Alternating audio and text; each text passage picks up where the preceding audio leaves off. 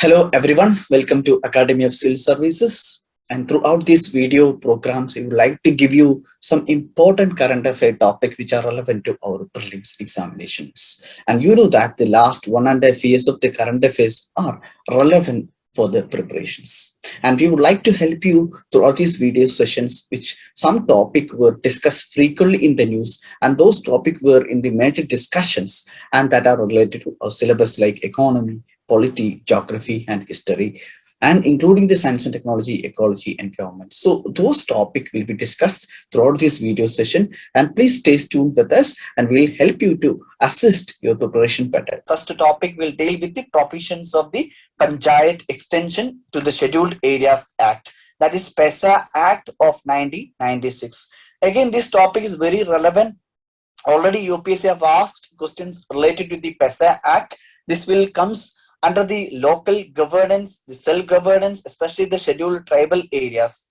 And we know that the 73rd Constitutional Amendment Act, which is Panchayati Raj Institution, is deal with the Panchayati Raj Institution. And in Maharashtra, there was a debate was going on in this regarding the 73rd Constitutional Amendment Act. There are two kinds of provision in 73rd Panchayati Raj Institution. One is the voluntary provisions mentioned under this act, as well as the not voluntary provisions. The voluntary provisions are there, then non-voluntary provisions are there. Means the compulsory and non-voluntary, like voluntary provisions are there. So in this case, there was a discussion about the OBC reservation in Maharashtra.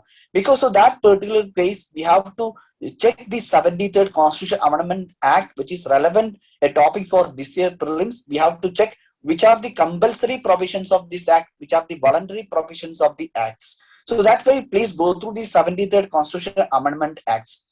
Even this 73rd Constitutional Amendment Act of 1992 deals with Panchayati Raj institutions, but it is not applicable to the scheduled tribal areas mentioned under 5th and 6th, the 6th schedule that we are familiar with. The 5th and 6th schedule deals with the scheduled areas. So the act passed by the parliament will not be applicable to these areas.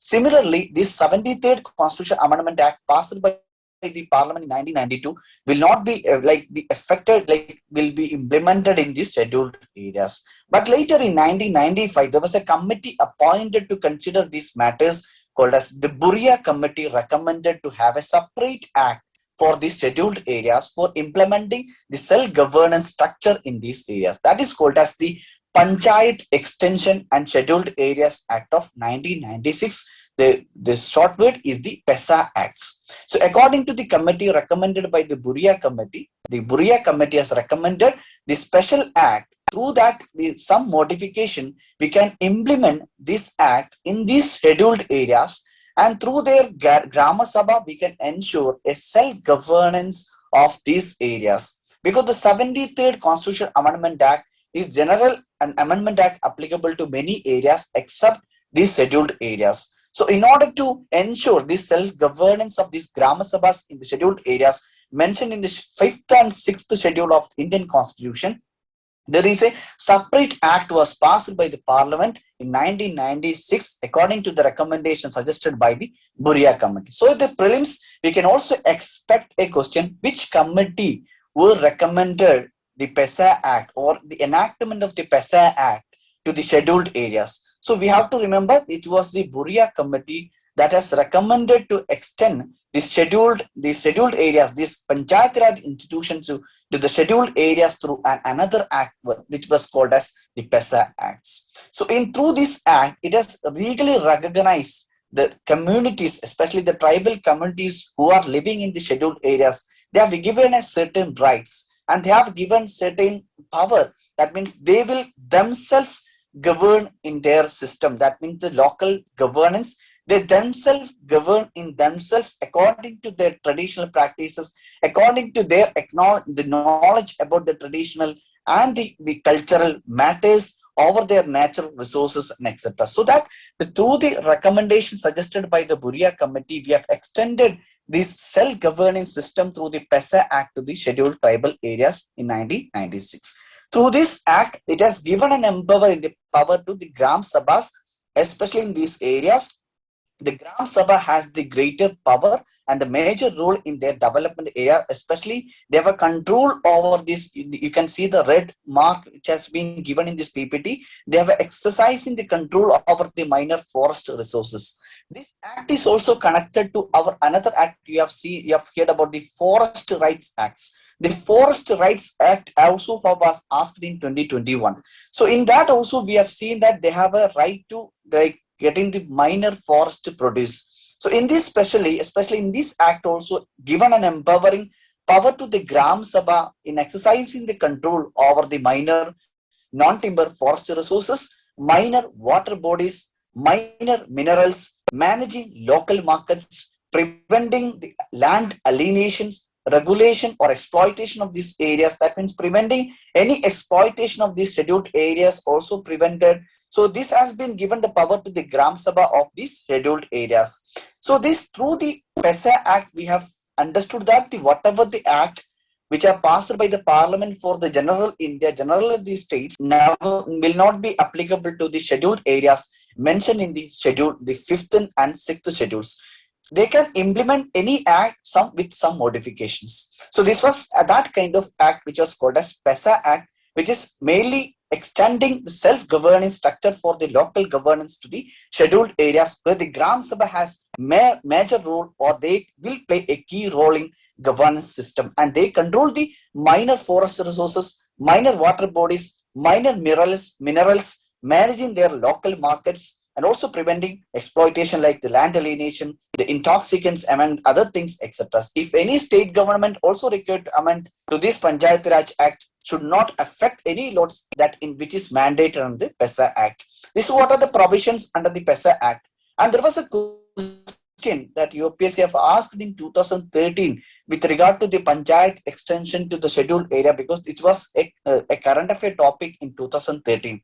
So this was the question that UPSC have asked in 2013 with regard to the PESA Act. Before we going to solve this question, again, I will give you a revision about the topic. The Panchayats Extension Scheduled Areas Act of 1996. By the name itself, you can see that this was an extension act, which is an extension to the scheduled areas, because the 73rd Constitution Amendment Act passed in 1992, that is called as Panchayat Raj institution, is not applicable to the scheduled and tribal areas of these areas, which is mentioned 5th and 6th schedule. You can see the article also, the article 243, which is restricted.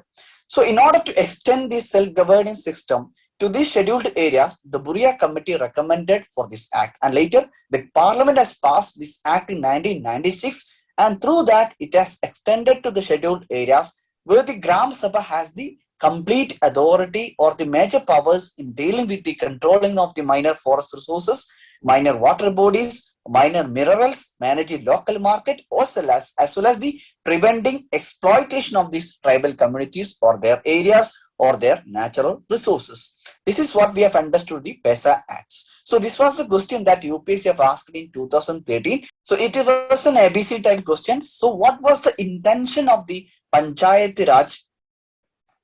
Extension Scheduled Areas PESA Act of 1996? And here the question, we have to pick up one option which is not correct.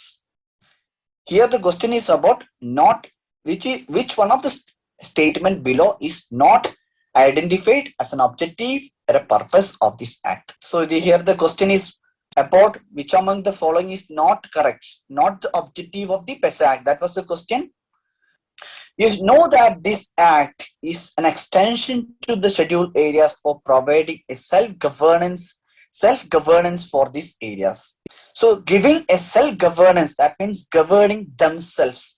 The tribals, the people in those localities, those regions will administer themselves. That's what we call a self-governance system. So it is aimed to an extension to the scheduled areas, providing option A is rights. So that will not be the right answers. And the second option, which is to recognize the traditional rights, which the tribal committee, we know that they have a traditional rights, especially the minor forest resources, There maybe the traditional medicines they are keeping use for like treating the diseases in their own like cultural practices.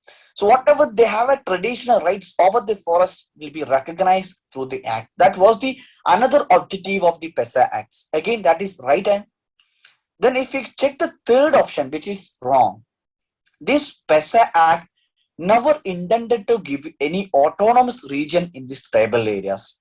We have already another schedule which is called as sixth schedule of India. The sixth schedule of Indian Constitution deals with these autonomous regions or district council about these four states like Assam, Tripura, Meghalaya, Mizoram. These four states were covered under the sixth schedule. Through this schedule, it is dealing with the autonomous regions of the tribal areas. But it is not the objective of the PESA Act of 1996. The PESA Act of 1996 was an objective of the self-governance, traditional right, as well as the option D. You can see that free the tribal people from any exploitation by the outsiders. So because of that, the right answer to this question was the option C. Here the question was asking about the not the correct answer or the not identified as a purpose or an objective of the PESA Act of 1996.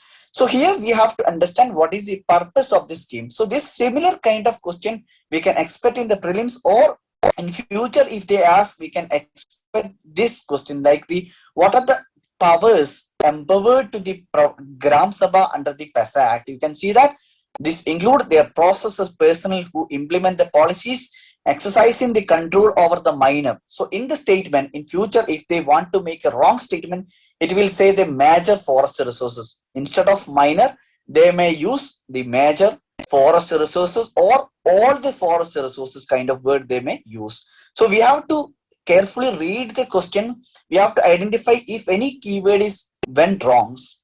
So this kind of question we can expect in the future. The PESA Act. This was a question they have asked in 2013. So the right answer is option C. That is the not correct answer.